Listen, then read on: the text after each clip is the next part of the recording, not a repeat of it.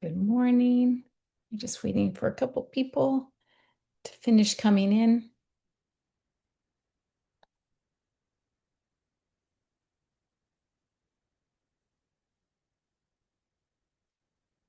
Good morning and welcome to this week's Grow, where we gather to recharge, organize, and work here as members of MWEG. We hope that you are appreciating these grows that we do and are finding ways and tips through the guests and the speakers that we have each week. This week, we are going to be talking about hyperlocal advocacy, as you can see on the screen, and we have a couple of our MWEG leaders um, who are very versed in advocacy in different areas of MWEG. So I'm going to turn the time over to Alexa Alvarado, and she is in Florida, and she can talk and introduce herself a little bit about what work she does for MWEG, and then she can go take it over. Hey everyone, good morning or good afternoon. My name is Alexa Alvarado, and like Rachel said, I'm based out of Florida, and I am an immigration specialist on the advocacy team here at MWAG. And I also have my teammate here, Paulette Henriot, right? I think I said your last name correctly, who does more of our environmental work. And I wanted to just thank you everyone for being here. There's so like I said, I most of my advocacy work is on immigration, which is normally done at the federal level because immigration law really is something that the our legislators at the federal level work on, right? So they're the ones who decide on the kinds of status that a person is granted, enforcement measures, also what kind of visas, right? All of that is really done at the federal level. But because of the amount of immigration enforcement we're seeing with this current administration, there is some work that's being done at the city and county level. And so we wanted to share a few examples of that with you. And that's something that I'm somewhat new to. I had a little bit of experience doing this in right after high school. So back in 2006, I had just graduated from high school and was working for a civil rights organization that got involved in a few um, that we started touring different cities around Florida that were passing ordinances that were not very welcoming. They were profiling immigrants. It was limiting where they could rent. Also trying to find businesses for hiring undocumented immigrants, which is not something that city government should be involved with. And so that was something I got to do a little bit, but it was a long time ago. But Paulette has a lot of experience doing that, and we're going to give her some time in a few minutes to give so she can share her experience working with cities and counties. But I wanted to share a few examples just to give some hope and ideas of what it looks like to work on issues that deal with immigration right at the local level. And so on the next slide, right, these are just a few examples of things that are happening recently, right? So I think a lot of concern around immigration deals with public safety and policing. So maybe you've heard of 287G agreements. These are agreements that allow local law enforcement to work with ICE, right? Immigration and Customs Enforcement.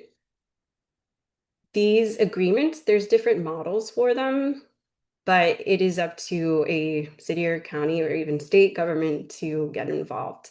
And what we've seen is that for example, Dallas, Texas, recently rejected this. It was in a, it was actually being reviewed at a committee level, right? It was their public safety committee that heard from local residents, and they decided not to enter into this agreement, even though there was a financial incentive to do so. But it was the local residents that really came together and spoke against it. Center Line, Michigan, they recently withdrew their agreement with ICE. All right, so just because you have an agreement in your city doesn't mean you can't do anything about it, right? So residents spoke up at a city council, they shared their concerns, and the city decided to withdraw.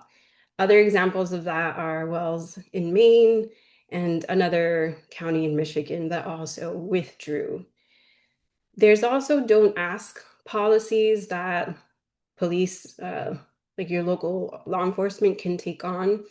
Some of these have existed even before the current administration, but the the police agreed to not ask about immigration status.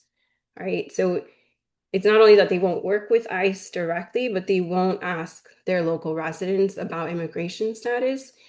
And it for many law enforcement officers, this creates trust between, right, the law enforcement and the community. Recently, there was also, and the don't ask policy, I think, has been going on in Albany for a while, but Bernalillo, I believe it's pronounced Bernalillo, but this is a county in New Mexico. They recently agreed to um, designate certain areas as sensitive locations. Earlier this year, ICE did have a policy to not enter a place of worship, schools, playgrounds, hospitals without following a specific process, and that it was a memo. That memo is now gone, and so there's a lot more flexibility for immigration enforcement to take place in certain locations. And so this county in New Mexico decided to create their own policy, right? We don't know how that's going to play out, but they're trying their best to protect their residents. Other examples, right, that don't have to deal with policing, um, there's safe zones for school districts. So there's several, but New Bedford in, um, I want to say that's Massachusetts. Now I can't remember. I wrote it down somewhere. Um, in Los Angeles in California, of course, they adopted safe zones so to make sure that students can access their schools safely, that immigration enforcement isn't taking place around the school.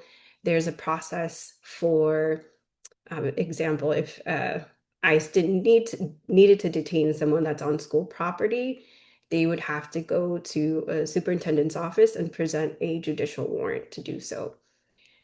And then there's also maybe less politicized issues. In Philadelphia, there are programs where the city funds English classes and a little bit beyond that, right? Some workplace training on how to use different terms in English. And so I wanted to highlight these because when we think of immigration, like I said before, it really is something that's done at the federal level, but communities can do work at the local level to make sure that people feel safe and welcome. And so I want to pass it on to Paulette for a few minutes so she can share some of her experience working with different cities and counties. Sure, and I'm really happy to be here today with all of you. Let me start by giving a local example also of an immigration effort that's happening right now, ongoing in my state. So I'm in Nevada, and our state legislature only meets every 2 years. So we just had our session last spring. But our governor and two-thirds of the legislature can call special sessions, which is what is going on right now. We're in a special session because our governor wanted to call them back to work on a crime bill that's really important to him. And we have a split government. So we have a governor of one party and a legislature that has the majority in a different party. So it's interesting, they decided to go ahead and pass his crime bill, but they put an amendment on there regarding local immigration. And the amendment would basically say that it would give restrictions on immigration enforcement in those sensitive areas, like Alexa was already talking about.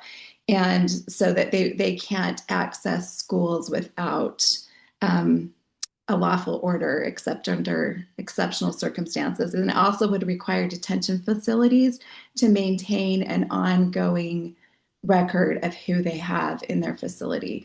So the crime bill did pass with that amendment. It's gone now to the governor's desk. So it'll be interesting to see whether he vetoes his own crime bill or not because of that, or whether he passes and lets it go. So hopefully, so it just is an example that like Alexa said, most of immigration is on the federal level, but there are certain things we can do locally. And then the area that I mostly primarily work on is environment. And we're kind of seeing the same thing that on the federal level right now, environmental siting in particular for renewable projects has kind of come to a standstill. But there is a lot that is going on in local jurisdictions. So we still have developers that still want to develop renewable energy projects.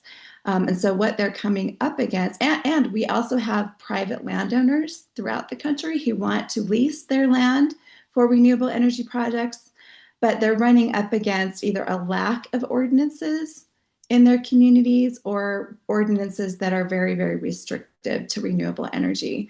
So that's a really big way that people can get involved in their community. But I think just overall, like if we're taking a bird's eye view approach to local advocacy, one of the key points to me is that our local leaders are pretty easy to contact, and they really do want to hear from us. So just some examples. There's a friend and a member of MWEG here in my state who actually has her legislator gave her cell phone number. And so it's interesting because once you get to know local leaders, they're your friends in the community oftentimes, and they do want to hear from you. So she contacts her legislator all the time. An example that we had in Mesa in Arizona, we had an MWEG member sent an email to her vice mayor and one of the city council members about an ordinance that they were doing on battery energy storage. And he actually emailed back and asked for more engagement from us. He said, well, have you seen these new changes? Will you look at these changes and let us know how you feel about that? Um, I had requested once a meeting with one of our local and here in Clark County, one of our county commissioners actually ran into him in the public and he said, "Oh, I still owe you a meeting, don't I?" So it is easy sometimes to contact them, and they are paying attention. Another example I can give is a MWIC member also in Arizona, Tamara Muir, who wrote an op-ed, and her town council member sent her a thank you note saying, "Hey, I saw your op-ed. Good job." So they really do want to hear from us, and most of the time, their emails are right there on the government website. So you can email them directly, and oftentimes they'll respond to you. So I would also just say to keep up with your local news. So whether that's getting a subscription to your local paper or watching the local news so that you know what's going on, and write letters to the editor. Those are really, really effective because they help your local news know what people want covered, what people are interested in, what people are watching, and they provide accountability to your local leaders as well. If you can even mention a name, one of your names at the local leaders, that really gets their attention too. I would just also point out that most jurisdictions have open meeting laws, so they're required. I mean, the specifics vary by jurisdiction, but they're required to post their agendas on their meetings so that you can see what they're going to be talking about.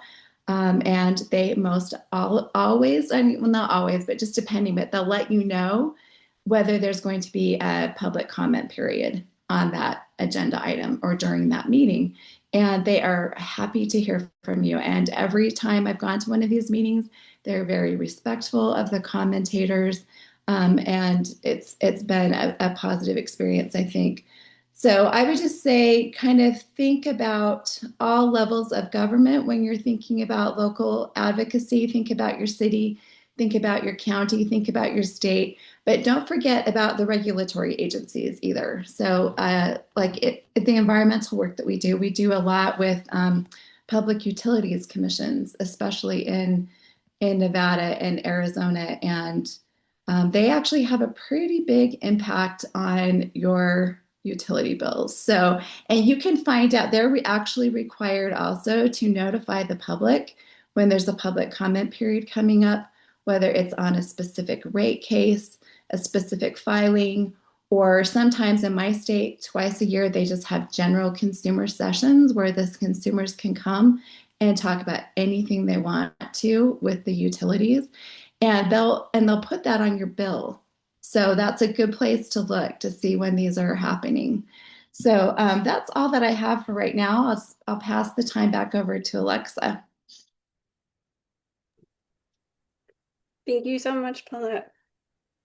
Yes, those are awesome ideas on how to, speak out and do something. We are actually working on a toolkit right now that'll include those ideas, and we'll be sharing that in the next week or two on Central.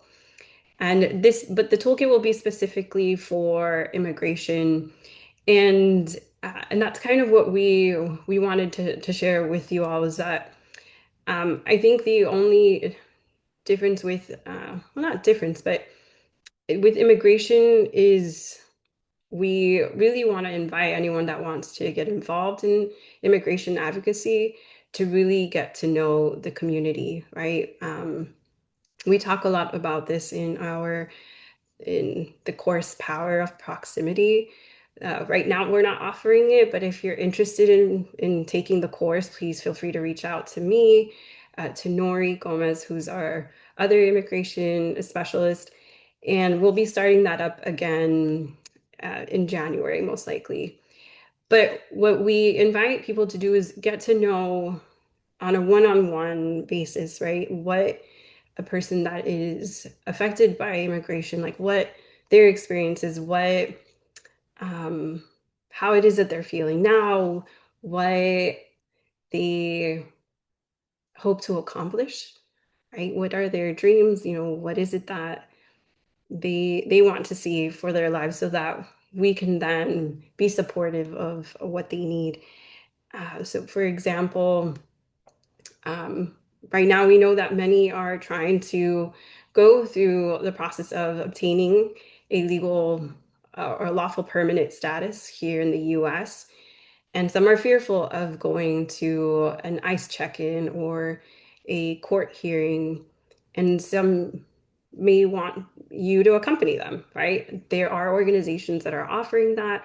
Some people that just, I don't, if you know someone or a friend knows of someone, we know in my ward, there's a few people that have, they've just come forward and say like, I don't know, right? My status is still undecided. I'm waiting for my immigration court hearing, but I have a traffic citation and I need to go to court. I don't want to go by myself, right? And so you're there for moral support. And I feel like that's where we get into that hyper local, right? It's in your community. These are people that are around you that just need some support, some moral support, maybe a prayer. um, and there's also even emergency preparedness plans for families if someone is detained, so that they know what to do, where are the documents that they might need, who will be taking care of their children, and it helps them go through different scenarios, and it's we can share those with families. There's also red cards. I don't know if anyone's heard of them, but they're like know your rights cards, and they come in different languages, but the part that they can share and give to a uh, immigration officer or whoever they're approached by, it'll say in English that they have the right to remain silent and do not have to um, disclose anything about their immigration status if asked. And so these cards, if you Google red cards, I can also share the link. And we have them, we've shared this on Central too. So if you're not on Central, join us on Central. But these are different ways that we can get to know our community and our neighbors. And then going back to what Paulette shared, right? Learn about how your city works. Learn about what committees are available to speak at, right? There's an agenda that's normally shared beforehand. And um, sometimes you have to sign up to comment before, or sometimes you can show up, but learn about that. And I think that was also an invitation that they shared on Facebook on something to do this week, something to learn about. Because as we build relationships with our elected officials, or even, if it's the school district, wherever it is that we want to where we want to advocate for our immigrant neighbors, get to know them and get to know where they stand on some of these policies, right? I think when we understand what they care about and we find that common ground, we can then work together to really find solutions and make our cities and our communities welcoming. And so I feel like that's our biggest takeaway today, right? Like get to know your neighbors and get to know your community. And that will lead you, it'll get you started at least. And like I said, I am looking forward to sharing that toolkit with all of you that'll have all of these tips. And also if you want more information about just the basics of immigration, I I'd love to have you in our Power of Proximity course that will be starting up again in the new year. Can I just add really quickly that there are also, as Alexa was speaking, it reminded me of the citizen advisory committees too, that are relatively easy to get onto. Just contact your city council or your commissioner. They're just committees of citizens that meet together to work out different issues and consider, and they actually make recommendations sometimes to their county boards. So that's a good way to get involved as well.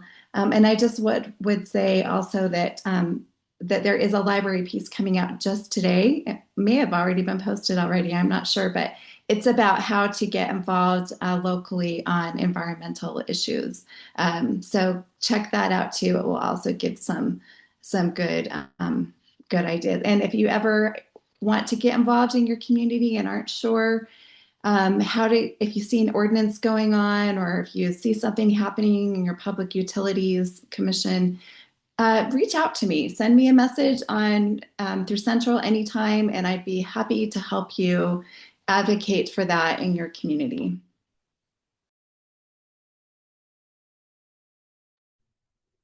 Does anybody have any questions for Paulette or Alexa? Or do you have any experiences of your own where you have jumped into advocacy in your area? Right before the call, Alexa and I were talking about um, ICE and talking about being brave enough. Are we brave enough to step into some of those spaces, whether it's in immigration, or are we brave enough to go and show up at a city council meeting about environmental issues that affect us, those kind of things. And so I was saying that I feel like I am until the moment arrives, and then I feel a little bit afraid. But if I have somebody to go with me, um, then oftentimes I feel like I can do it, kind of that the buddy system or power of numbers. And so it's a great way to use the state communities spaces on Central, that if you want to go and do something that's local, you can find people, other MWAG members that might be interested in those same things, where you can say, hey, I'm going to this and I'm looking for somebody that might be also interested in coming with me. And can I pick you up? And do you live near me, or can we meet there? It's just a great way to do it and feel like you're supported. So that's my tip of the day. Does anybody else have anything else they want to share? Okay, well, Well, Rachel, sorry. Yeah, go ahead, Well, I Mikkel think or Mikkel wanted to Alexa. say Yeah. something. I was just gonna say, I moved to a new area and we have an outdated elementary school. And there was like a proposition in the school board of like, okay, our elementary, let's put it on the plan to get improved. And Which means hey, stop. Sorry, got a child here with me. And they would have to totally rebuild it. It's like an open concept elementary. But so they're like lots of parents or lots of like chats and threads like, hey, put your name on this letter we're sending to the school board. We would like them to do it. And then just this week, just today, there's a school board member that's like, no, we don't really need Cold Spring. So I'm getting lots of texts of like, really grassroots efforts of like, hey, here was my letter to the board, and I got an email. They're really proud of their school here, and I love that.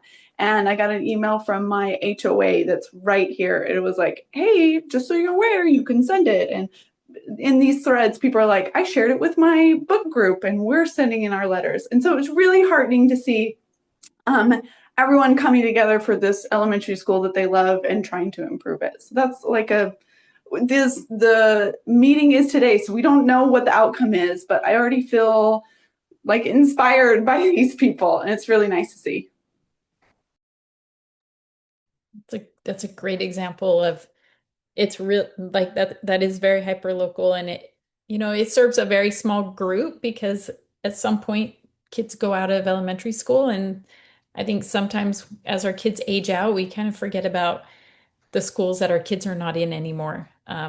Or it's really easy to say, well, that's not an issue that really affects me because I don't have elementary age kids anymore, or different things like that. So I love that it's using the whole community and that you are able to share the information. And I think that's one of the things that MWEG's really great about championing our members is we can only give people so much information, and how they choose to use it and feel empowered by it is up to them. But if we can invite people to join us and to share the facts, then we that is doing hyper local advocacy within your neighborhood threads on a Facebook, or like you were saying, book groups or different things like that. It's just it's a baby step, but it can make a really big impact because I think that there are people that just aren't aware of those issues because, like I said, they may not have a reason to be connected. And so then they say, oh, our local elementary school might be closed. I don't want that. I want to be able to keep the neighborhood kids close. I don't want buses and cars and, or whatever the issue might be. But I think that that's a really great way. Um, is anybody else? Alexa, did you have you wanted to say? Oh no, Mikkel actually was great because I just wanted to say sometimes like since you were saying like power in numbers, building a network is always so helpful, right? And I think we're already plugged into so many different spaces, but inviting people, you're like, I want to do this. Who's interested in joining me? That is always really great, especially if you want to go speak at a city council meeting or and if that seems too scary, you can always approach an elected official one-on-one. The holidays are coming up. There's city and county events. A lot of people are there, and you can just say, hey, I would love to speak to you about this. And I'm pretty sure they won't turn you down if you approach them in person. Right? Like Paulette said, they're very accessible. Yeah. Just you don't have to be an expert, and don't let that stop you. Just one little quick thing too about, as Rachel mentioned, misinformation, and there is a lot you can do at the local level to combat misinformation. If you need a toolkit for environmental issues when it comes to like local renewable energy projects, MWIG also has a myth busting article in the library about looking at all of the common misconceptions that are out there about renewable energy projects and especially their development in like rural areas. So check that out as well too. MWEG is just a great source for good information, and we've had so much great training on media literacy, and I think we can really use that in our local communities as well. Yes, and as we have shared before, you can find past grows on MWEG's YouTube channel, and you can kind of go through and see what some of those topics are, especially the media literacy. There is a playlist of the media literacy grows, and so you can go and see what some of those topics are and of what maybe interests you or something that you want to work on or learn a little bit more about to give you some tools to to feel empowered, as Paulette said, to help combat misinformation. But that also takes bravery too. I think sometimes gently stating to people, well, this is what I understand about it, or without saying, actually, you're wrong, because I feel like that, that brings up some walls. But I think even within our communities, it's really easy if you are involved and you have facts that you can share, than people that have minimal information, maybe then can you give them some more information so that it's backing up why you have the position you and you're advocating for those things that you are. So all great tips. Thank you, Alexa and Paulette, for sharing with us today. Thank you to all of you who have put comments and shared some of your own experiences in the chat. We hope that you will take some of these to heart and think about ways that you can go into your communities and be involved. Maybe find one thing, maybe ask some questions, and then come back and let us know how it goes. In a future grow or on Central, we'd love to hear success stories or just stories of courage of going out there and opening our mouths and sharing, um, peacemaking skills that was helping us all develop. So thank you to everybody. We hope that you all have a fantastic holiday weekend or week next week, and we will be back in 2 weeks, back here on the Grow. We'll see you guys then. Have a good day.